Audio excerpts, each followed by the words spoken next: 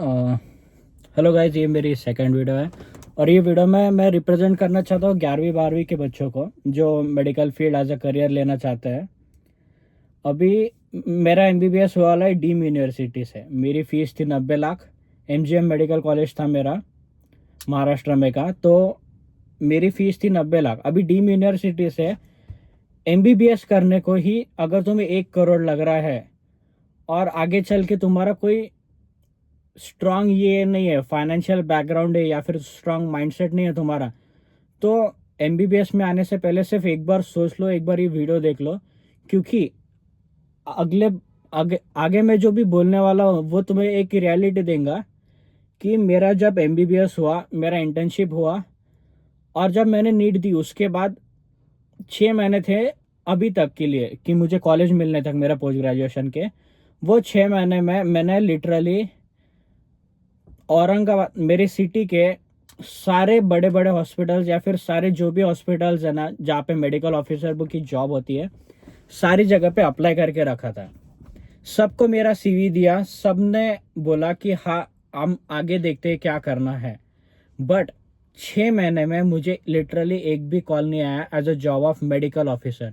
सिर्फ medical officer के job के लिए अगर तुम्हारा एमबीबीएस हुआ है डीम यूनिवर्सिटी से या फिर प्राइवेट यूनिवर्सिटी से and you are from middle class, it's the most hopeless thing कि तुम्हें रिजेक्शन मिल रहा है कि तुम एक medical as an medical officer join नहीं कर सकते हो।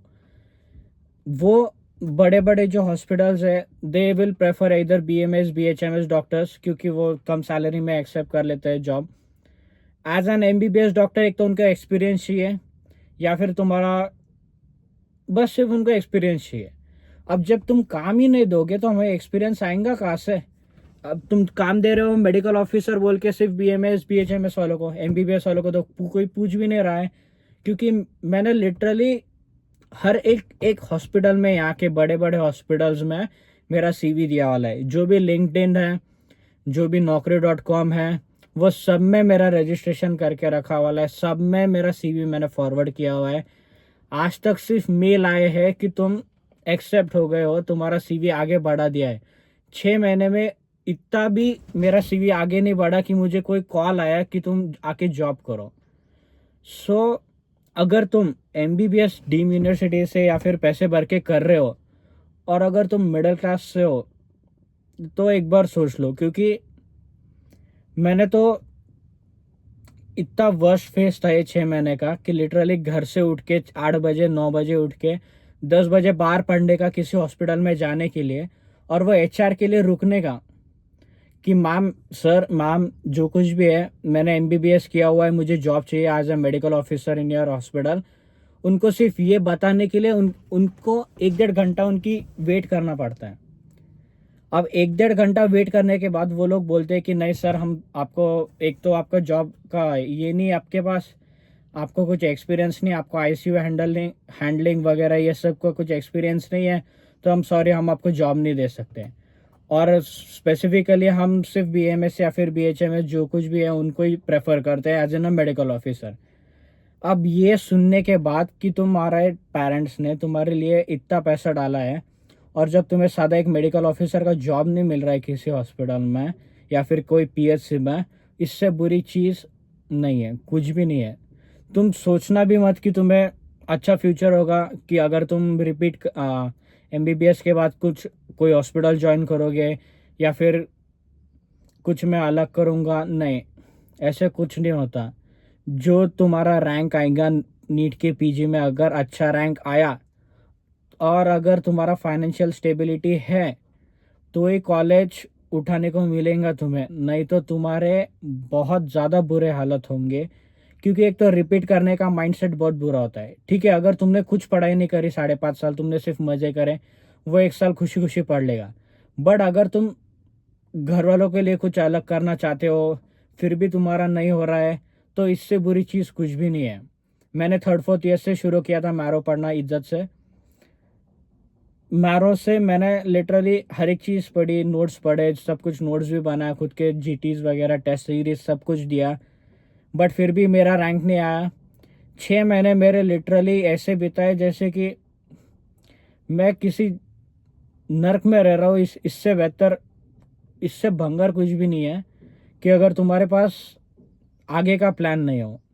क्योंकि फर्स्ट जन डॉक्टर्स है या फिर जिन्होंने एमबीबीएस ही डायरेक्ट डीम यूनिवर्सिटी से किया है, इट्स नॉट प्रेफरेबल कि तुम कुछ ना सोच के ही तुम आगे बढ़ रहे हो। एक तो तुम्हें फर्स्ट सेकंड थर्ड ईयर खूब मज़े करो, थर्ड फोर्थ ईयर से शुरू करना ही पड़ेगा तुम्हें, इज्जत से करना ही पड़ेगा, तुम्हें ऑप्शन ही नहीं है कि मैं कुछ रिपीट करूँगा। कब तक?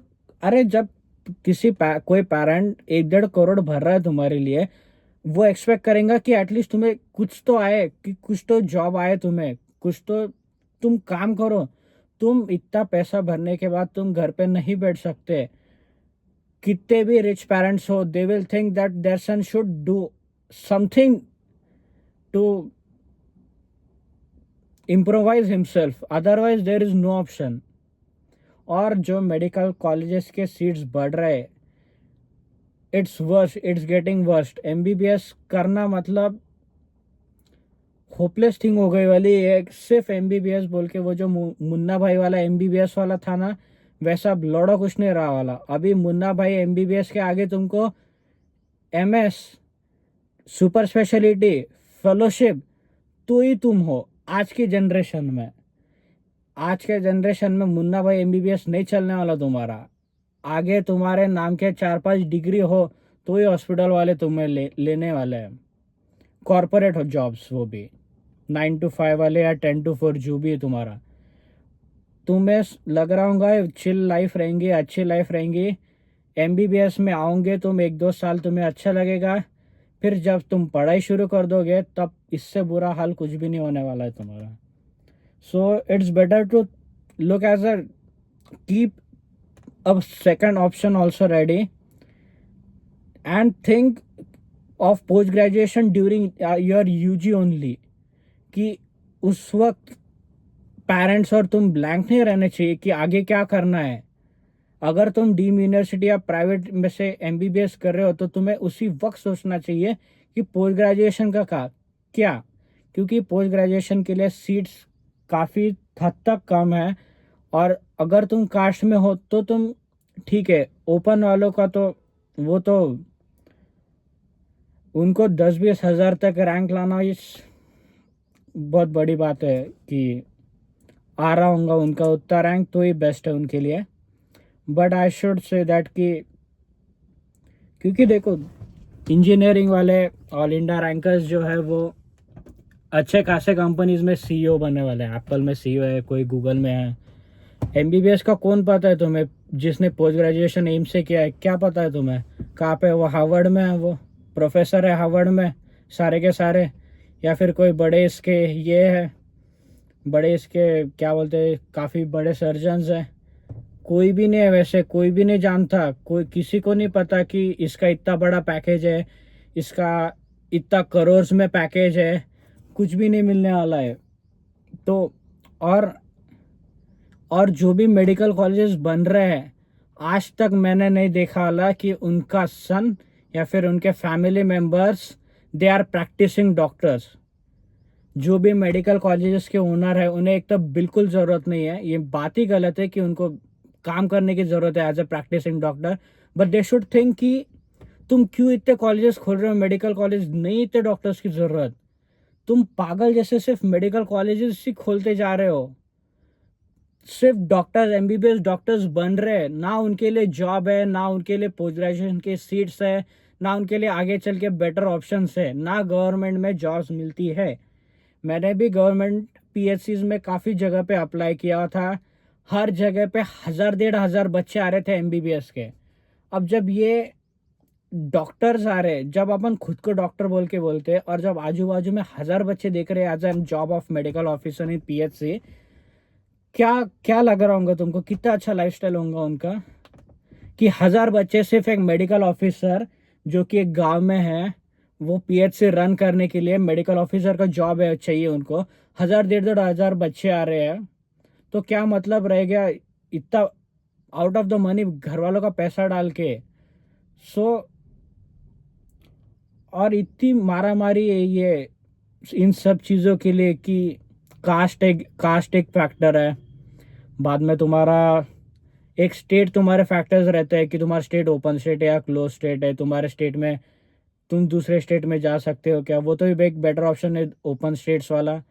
But before doing MBBS please consider this कि आगे की लाइफ का पहले ही प्लान करके रखो। 11th 12th में हो, तुम ड्रॉप ले रहे हो, तुम जो कुछ भी कर रहे हो, एमबीबीएस करने हो, गवर्नमेंट या फिर private, max to max don't think of deemed if you have no plans of future of post graduation. क्योंकि अगर तुम फर्स्ट जनरेशन डॉक्टर हो, तुम मिडिल क्लास हो, तुम वेल सेटल्ड नहीं हो, और अगर फिर भी तुम पैसा भर के कर रहे हो, because this is a mistake we have done. We are not that super rich कि हम कुछ भी अफोर्ड कर सकते हैं, नो। हम भी उसी उसी कॉमन फैमिली से आते हैं, but doing an MBBS in a deem university and sitting hopeless at 6 months, sitting hopeless 6 months घर पे, that is the worst thing. वो मैंने फेस किया है, वो सबसे ज़्यादा बुरी चीज़ है। मैं आज बोल रहा हूँ, अगर करना है तो अच्छे से पढ़ के तुम गवर्नमेंट से करो, प्राइवेट से करो, ठीक है, 10-12 लाख पर ईयर बहुत अच्छी बात है। पर अगर 20-25 लाख जा रहे हैं साल के, प्लीज़ थिंक ऑफ इट, क्योंकि इसके आगे फ्यूचर बहुत बुरा है कि एमबीबीएस डॉक्टर बन के तुम आगे कुछ करोगे या फिर तुम्हें कुछ मिलने वाला है। All that's all I have to say. क्योंकि इस कॉलेजेस तो बहुत ज़्यादा बड़े हुए हैं, कॉलेजेस बढ़ रहे हैं, उनको ये लग रहा है कि अच्छे डॉक्टर्स बन रहे हैं, उनका सिर्फ पैसा बन रहा है, उनको कोई मतलब नहीं है डॉक्टर्स बनाओ क्या फिर कुछ अच्छे डॉक्टर्स बनाओ, क्योंकि जॉब अपॉर्चुनिटी ज़ीरो है, लिटरली ज़ीरो है। क्योंकि पीएचसी, जो गवर्नमेंट पीएचसी रन कर रही है, अगर वहाँ पे 1,500-2,000 बच्चे आ रहे हैं जॉब के लिए, इससे बुरा एज एन डॉक्टर, इससे बुरा कुछ भी नहीं हो सकता। और जब उनको पता है कि अब जब उनके खुद के जो मेडिकल इंस्टीट्यूशन है वो मोस्टली पॉलिटिशियंस के हैं, मैं उनके खिलाफ नहीं बोलूँगा, मैं खुद बहुत बड़ा सपोर्ट करता हूँ पॉलिटिक्स को, इसको उसको। Even I want my children to study in British school या फिर कोई लंदन में या फिर कोई अच्छे कॉलेज में है, मैं उसके अगेंस्ट नहीं हूँ। बट तुम अगर मेडिकल कॉलेज खोल रहे हो तो कुछ लिमिट हद तक कुछ तो भी होना चाहिए, क्योंकि ये एक्सेस हो रहा है। अभी मेरे जहाँ पे मैं रहता हूँ, पहले सिर्फ 2 मेडिकल कॉलेजेस थे, वो बहुत अच्छे थे। अबे लिटरली 5 या 6 मेडिकल कॉलेजेस ओपन हो चुके हैं, एंड सबकी seats is above 200 I guess. क्या मतलब हो गया कि तुम्हारे एक ही सिटी से तुम्हारे 500-600 डॉक्टर्स बाहर आ रहे हैं हर साल। क्या मतलब रहेगा इसका? उनको आगे, एक तो उनको पोस्ट ग्रेजुएशन के लिए सीट्स नहीं है, उनको जॉब अपॉर्चुनिटीज़ नहीं है, वो क्या ही करेंगे? और एक ही गवर्नमेंट है, बाकी सारे प्राइवेट है या डीम्ड है। फीस तो उनके पेरेंट्स भर रहे हैं, इंस्टीट्यूशन को उनका पैसा मिल रहा है। सरकार को ये लगता है कि सिर्फ कॉलेजेस खोल रहे हैं, सिर्फ वो, उनको सिर्फ वो मान्यता दे रहे लोगों को, बड़े बड़े बिजनेसमैन, इंडस्ट्रियलिस्ट, उनके घर से कोई भी एज एन प्रैक्टिसिंग डॉक्टर नहीं होता है। मैंने तो नहीं देखा कि कोई genuinely as an practicing doctor है। सब एक तो कमिटीज़ में बैठे हुए हैं, या फिर उनको काम करने की भी ज़रूरत नहीं। एक सिंपल पॉइंट, अगर तुम्हारा मेडिकल कॉलेज है, तुम क्यों पेशेंट देखोगे? बट ये एज एन कॉमन मैन ये लगता है कि बुरा लगता है जब तुम एमबीबीएस किया हुआ हो प्राइवेट या डीम से, और अगर तुम्हारे को सीट नहीं मिल रही या फिर तुम्हारे को जॉब नहीं मिल रहा ना, तो सोच लो इसके बारे में कि तुम्हारा आगे क्या फ्यूचर रहेगा। बस फिर यही बताना था कि जो कुछ भी करो सोच समझ के करो। अगर तुम यूजी के वक्त ही पीजी का सोच लो तो वो काफ़ी अच्छा बेटर ऑप्शन रहेगा मेरे हिसाब से।